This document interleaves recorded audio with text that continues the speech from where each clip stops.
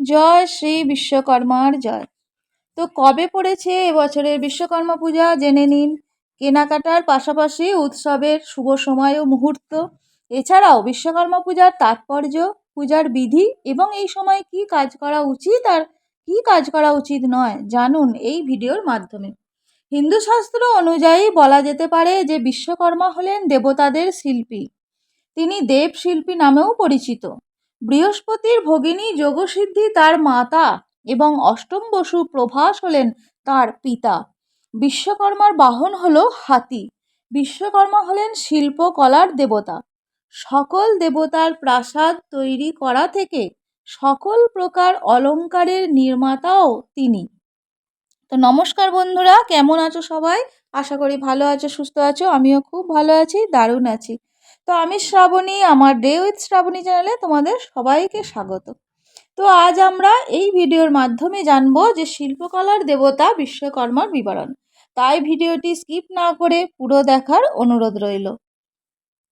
তো বিশ্বকর্মার 4টি বাহু অর্থাৎ 4টি হাত রয়েছে। মাথায় আছে রাজার মুকুট, হাতে জলের কলস, বই, দড়ির ফাঁস ও অপর হাতে একটি যন্ত্র। প্রতি বছর সেপ্টেম্বর মাসে বিশ্বকর্মা পুজো উদযাপিত হয়ে আসছে। লোকেরা ভগবান বিশ্বকর্মার আশীর্বাদ পাওয়ার জন্য কাজের সরঞ্জাম, কাঠ এবং যন্ত্রপাতি পরিষ্কার করে পূজা করে। ভগবান বিশ্বকর্মা হলেন একজন দক্ষ কারিগর। এই পূজার শুভ সময় সকাল থেকে সন্ধে পর্যন্ত। এই সন্ধ্যায় লোকেরা তাদের পেশার সাথে সম্পর্কিত যন্ত্রপাতি, সরঞ্জাম এবং বিভিন্ন প্রকার যন্ত্রের পূজা করে থাকেন। এবার জেনে নেওয়া যাক 2024 সালের বিশ্বকর্মা পুজোর তারিখ, তিথি এবং শুভ মুহূর্ত। তো বিশ্বকর্মা পুজো ভাদ্র মাসে শুক্লপক্ষের শেষ দিনে পালন করা হয়। 2024 সালের সেপ্টেম্বরে 17 তারিখ মঙ্গলবার অর্থাৎ বাংলার 31শে ভাদ্র 1431 বঙ্গাব্দ এবছরের পড়েছে বিশ্বকর্মা পুজো।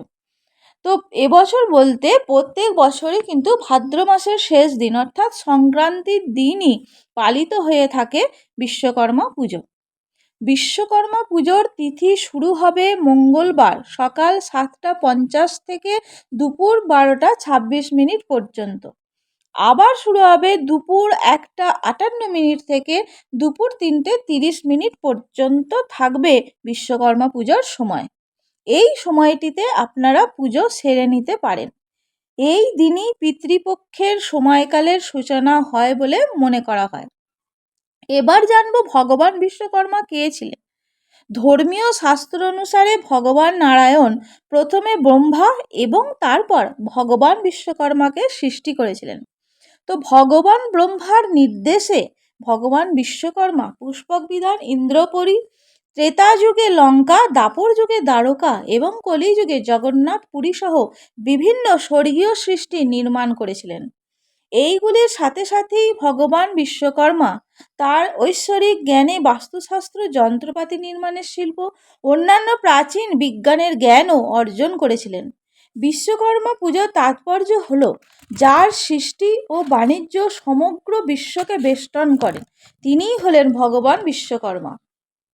প্রাচীনকাল থেকে আমাদের ঋষি ও তপস্বীরা ব্রহ্মা, বিষ্ণু ও মহেশ্বরের পাশাপাশি ভগবান বিশ্বকর্মারও পূজা ও শ্রদ্ধা পালন করে আসছেন। প্রাচীন যুগে প্রথম প্রকৌশলী হিসাবে বিশ্বকর্মাকে ধরা হয়। এই দিনেই শিল্প খাতের হাতিয়ার, যন্ত্রপাতি এবং বিভিন্ন প্রকার যন্ত্রপাতির পূজা করা হয়ে থাকে, যাতে কর্মে দক্ষতা আসে এবং কারুশিল্পের শিল্প বিকাশ লাভ করা যায়। বলা হয় যে ভগবান বিশ্বকর্মা ঐশ্বরিক কারিগর। তিনি হলেন বিশ্বের প্রথম প্রকৌশলী এবং তিনি সৃষ্টি ও উত্থাপন উভয়ের জন্যই সম্পদ ও সরঞ্জাম সরবরাহ করার জন্য পরিচিত। হিন্দু ধর্মে বিশ্বকর্মাকে স্থপতি হিসাবে সম্মান করা হয়ে থাকে। যিনি পবিত্র দ্বারকা শহরটি নগর নির্মাণ করেছিলেন, যেখানে ভগবান শ্রীকৃষ্ণ বাস করতেন, তাকে স্বর্গীয় স্থপতি হিসেবেও বিবেচনা করা হয়। যিনি দেবতাদের জন্য অস্ত্র তৈরি করেছিলেন এবং পুষ্পক বিমান তৈরি করেছিলেন, যা সম্পদের দেবতা কুবেরের স্বর্গীয় বিমান। ব্রহ্মা বিষ্ণু মহেশ্বরের সাথে সাথে বিশ্বকর্মাকেও সৃষ্টির অধিপতি হিসাবে গণ্য করা হয় এবং মহাবিশ্ব গঠনের জন্য কৃতিত্ব দেওয়া হয়। তিনি ঐশ্বরিক ছুতার হিসাবে সমাদৃত হন, যিনি দ্বারকা, হস্তিনাপুর সহ লঙ্কার দুর্গ নির্মাণ করেছিলেন। বিশ্বকর্মা পূজা মানেই কিন্তু দুর্গাপূজার ঢাকে কাঠি পড়ে যাওয়া। দেবশিল্পী বিশ্বকর্মা পুজো মানেই মা দুর্গারও আসতে আর বেশি দেরি নেই। বিশ্বকর্মা পুজোর দিনে ৮ থেকে ৮০ সবাই ব্যস্ত হয়ে পড়ে ঘুড়ি ওড়ানোর জন্য। আকাশে যেন ঘুড়ির মেলা বসে যায়। তাই এই পুজো মন নিয়ে যায় সেই ছোটবেলায়। তো আজকের জন্য ভিডিওটি আমি এখানেই শেষ করলাম। কেমন লাগলো এই ভিডিওটি সেটা অবশ্যই লাইক, কমেন্ট এবং শেয়ার করে জানাতে ভুলবেন না। যদি ভালো লাগে অবশ্যই কিন্তু একটা কমেন্ট করে জানাবেন এবং আমার চ্যানেলের যারা নতুন সাবস্ক্রাইবার আছেন, যারা চ্যানেলটিকে এখনও সাবস্ক্রাইব করেননি, নতুন বন্ধু, তারা আমার চ্যানেলটিকে সাবস্ক্রাইব করে আমার পাশে থাকার অনুরোধ রইল।